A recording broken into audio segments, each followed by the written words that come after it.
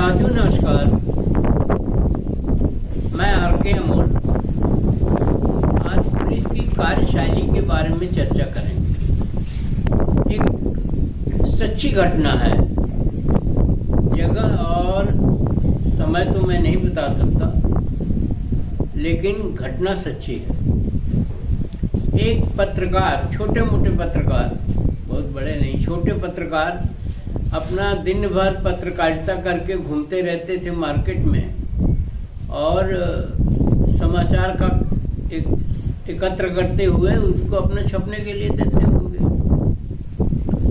इसी दौरान एक बीच बाजार में एक सोने चांदी की दुकान थी, जहां रास्ता भी बहुत संकीर्ण था और वहां एक गाड़ी रोज आके खड़ी होती थी जो आभूषण वगैरह खरीदती थी।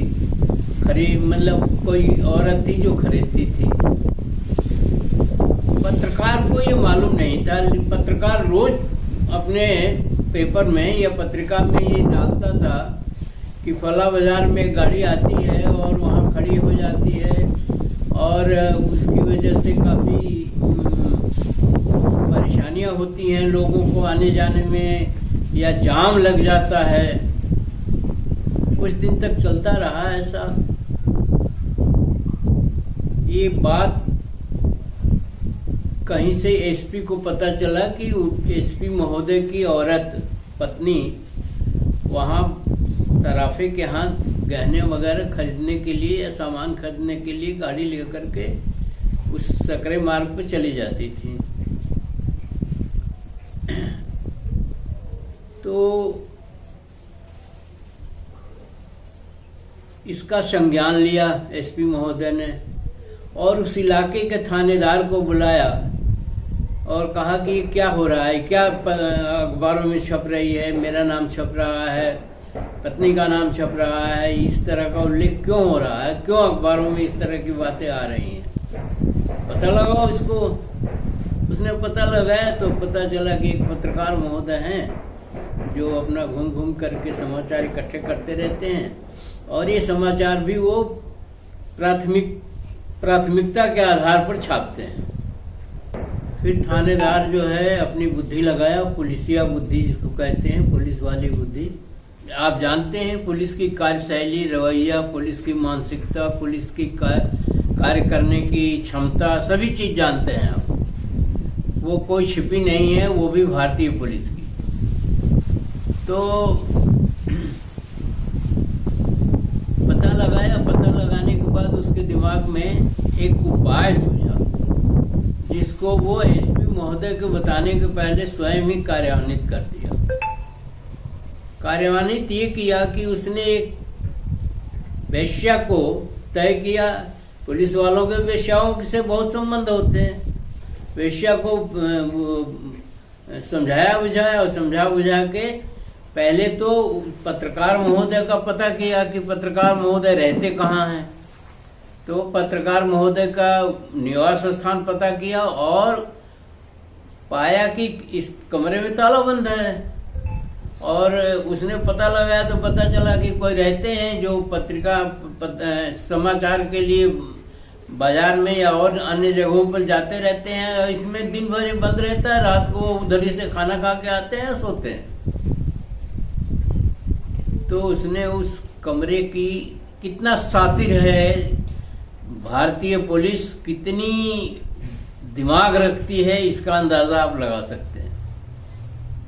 उसने उस कमरे की एक डुप्लीकेट चाबी जो है एक चाबी वाले से बनवाया। उन्होंने एक वेश्या को समझाया और तय किया और डराया और धमकाया और कहा कि इस कमरे में तुम शाम को जाके बैठो और जब वो पत्रकार महोदय आए और ताला खोल करके अंदर घुसे तो तुम चिल्लाना कि ये मेरे साथ बलात्कार कर रहे हैं। हम लोग वहीं पास ही रहेंगे, हम लोग आएंगे। फिर वो अपने दलबल के साथ, थानेदार साहब वहीं अगल बगल थे और जब ऐसा हुआ तो कमरे में पहुंच गए और उस पत्रकार को बलात्कार के आरोप में गिरफ्तार कर दिया।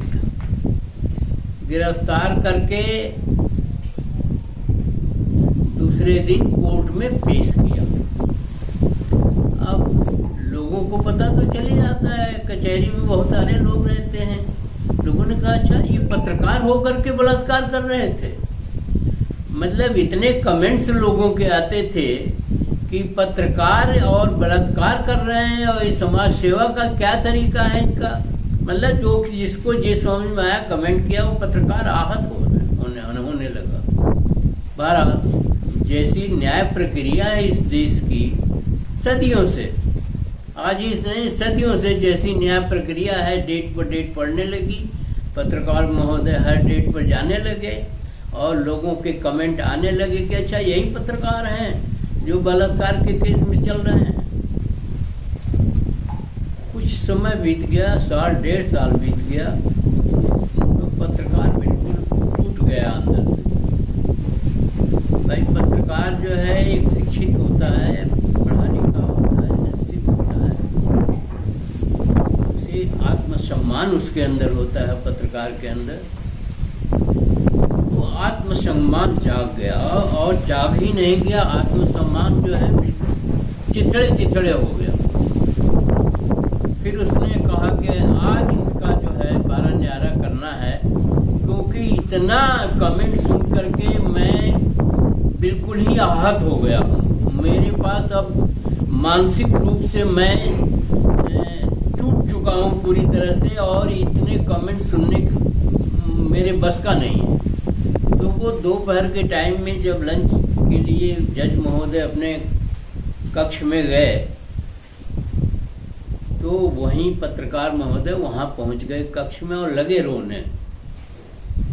और उन्होंने कहा कि इतना अपमान हमारी बर्दाश्त के बाहर है, या तो आप मुझे सजा कर दीजिए और जेल में डाल दीजिए, या इसको खारिज कर दीजिए, जैसा आप उचित समझें करें।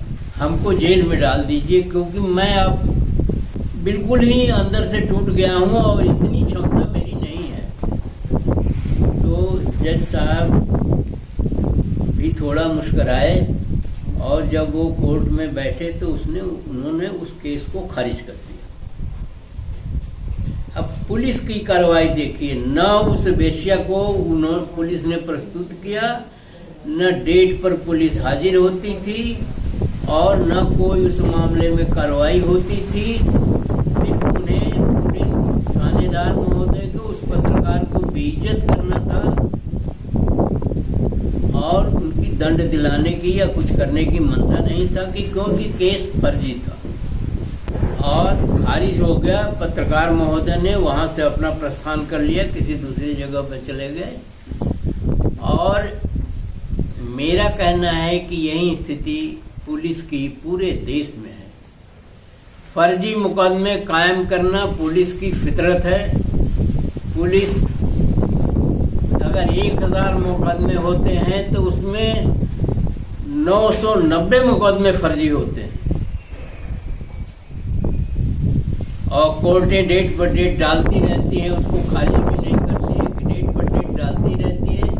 तो पुलिस की उच्छृंखलता, मतलब पुलिस की सीमा से बाहर जाने की क्षमता बढ़ जाती है, और उसके लिए न्यायिक प्रक्रिया भी दोषी है, और न्यायालय भी दोषी हैं, और समाज में लोगों को प्रताड़ित करते हैं। पुलिस के डर से लोग जो है भयभीत हो जाते हैं, और एक मानसिक स्थिति ये बन जाती है कि सही काम का संपादन भी नहीं कर पाते हैं, क्योंकि पुलिस के लिए कोई भी चीज सही और कोई भी चीज गलत नहीं है। पुलिस अपने हिसाब से काम करती है, जिसको सही को गलत और गलत को सही करना पुलिस का काम है।